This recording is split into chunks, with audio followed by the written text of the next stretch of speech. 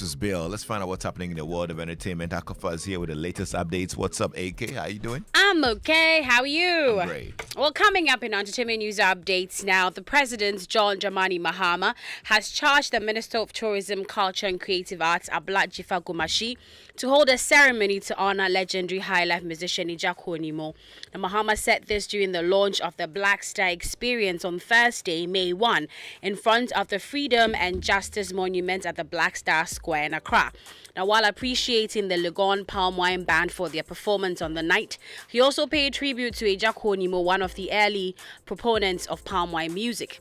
Now, we watched the palm wine music and I asked if the king of palm wine music was still alive, Ejako Onimo, and I hear he is alive. This is a man we must honor before he passes, because that was a genre of music that has become a part of our musical archive and our folklore. Now, for people like this, we should not wait till they die and we go and cry at their funerals. So, wherever Ejako Onimo is, Jifa, you and your team should organize some ceremony. Let's honor him.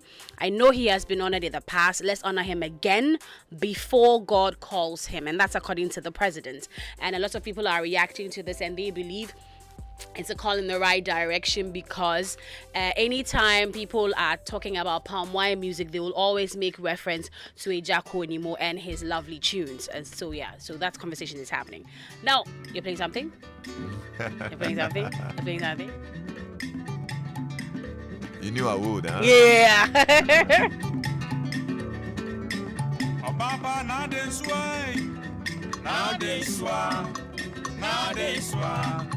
I haven't finished nowadays, why in my body. Well, away from that, Ghanaian musician Patapa has claimed that his hit song, One Corner, is more influential and globally recognized than any song by Black Sherif. Speaking on the Savage Room podcast, Patapizi argued that Black Sherif's popularity is largely confined to Nigeria due to his affiliation with Empire Records. Mimi a global artist, Black Sherif then drum ben the whole world. If you me boy Kawalan drum, Davineba, scope to me, I brought from what your drum and our matro. Black Sherif was signed by Nigeria people. It's one of the Nigeria what artists. Once again, I'm going to Suka classes, you'll be able to do. It's Sabera, no, said there, I was said then. Pella, Nyabera. Thank you. Sapella, no, and Yane Penody, my money 1,000 pool. But it feel like, no, Jumwe, a popular song, a hero song, a Yandume call Vara, the whole world, me, be you. Namakusha Tunabu. Who are we? Dates are also interview 100 says Black Sherif. Now, when Obio Nigeria and Pono at the one corner of the act. Sake of that video, Linty, Nasatwali Moba. I was shocked, say, Oba, no, Namine. I say, Ope, so be semi career. I would rather spoil your career. Oh, but one corner. Listen. So, Yeah, do you know what I want to play? Intense Indiana. Oh, there, listen. Catch one boy and slap him. You are talking a lot, to shut up. There's a lot of sense, I'm not gonna lie. So, I don't know.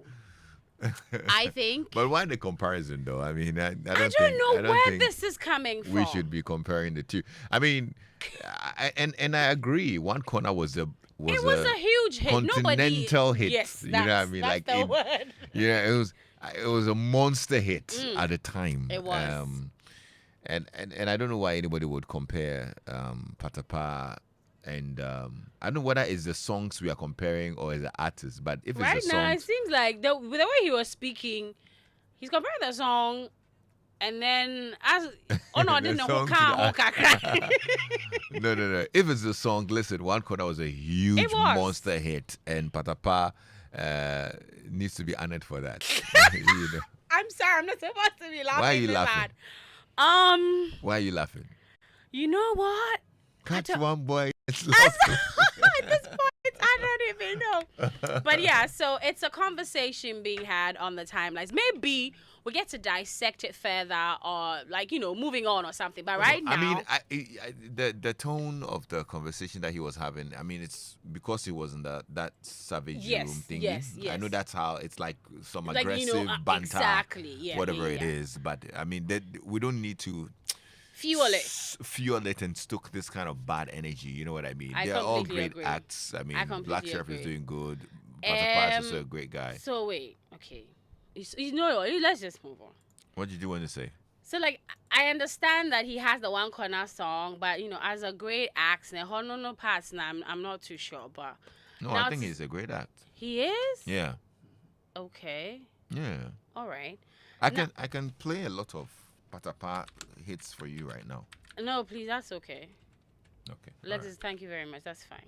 Now to some other stories. Senegalese American singer Akon. Olale, Ashikwe, Abuje.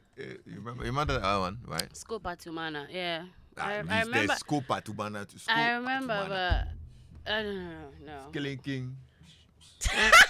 Brace! Just give. Okay, wait. We're running out of time, guys. So, Akon has stated that he played a key role in the rise of Afrobeats, the globally celebrated music genre from West Africa. Now, in a recent interview with American talk show host and actress Sherry Shepherd, the Smack That star reflected on his involvement in the genre's early development, pointing to his collaborations with prominent Nigerian artists in the late 2000s as influential in shaping the Afrobeat sound. Time just flew past. Literally, time flew past. I mean, it was the craziest thing because when I 2008 was my last official album, which was the Freedom album. And then I was producing the music for the World Cup in 2010. For FIFA, yes. Went to South Africa, and then from there I ended up landing in Nigeria. And what we created in Nigeria was what you see now and hear as Afrobeats, right? So Wizkid was the first artist that we signed back in 2008. We went to go work with him and Banky W in Nigeria, and then from there we just started developing acts like P Square, and I mean you name it. I mean the band. How does it feel to know? Because now you've opened the door for all of this African music that we now embrace. Right. And these kids who know who Burna Boy is. Right. How does that feel to know you just opened up that door? Again, it's the road God put me in. I just feel like I'm a beacon to somebody's success. I don't know who's it gonna be, but everything we've touched so far has been really successful, and I'm appreciative of that. It's the remix, yeah. The remix, yeah. So fly. Akon, peace.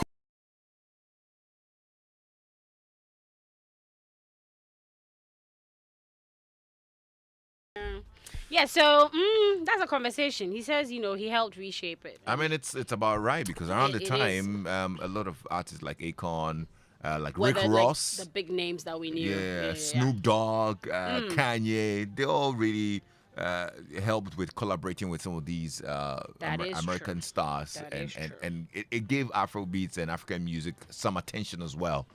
And I think that's what the likes of Davido and Burna Boy and Wizkid are living off now.